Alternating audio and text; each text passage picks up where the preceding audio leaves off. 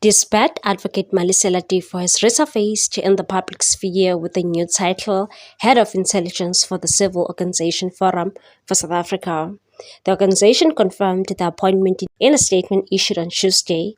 Difo rose to national prominence as one of the defense lawyers in the high-profile Senzo Meyiwa murder trial. His involvement in the case was marked by dramatic moments, including arrest inside the courtroom, before he abruptly withdrew from the proceedings. Later in 2022, Difo was struck off the roll of advocates, a ruling he continues to challenge. According to the Legal Practice Council, however, the disciplinary action against Difo was not triggered by his conduct in the Meyiwa proceedings.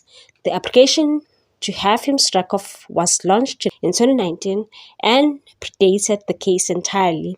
Provincial LPC Director Johan van der Steyden said at the time, Difo has remained combative outside the courts.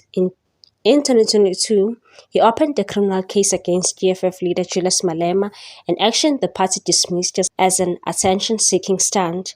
Fossa believes his controversial profile is outweighed by his strengths. The spokesperson of the Fossa said Advocate Difo brings vast and proven experience in policing, intelligence, and the legal fraternity.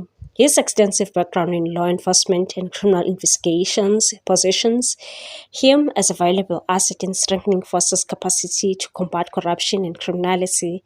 He said Difo will oversee intelligence work and collaborate with retired detectives conducting independent investigations on behalf of the organization. He said this partnership will enhance the organization's ability to uncover corruption, misconduct, and abuse of power.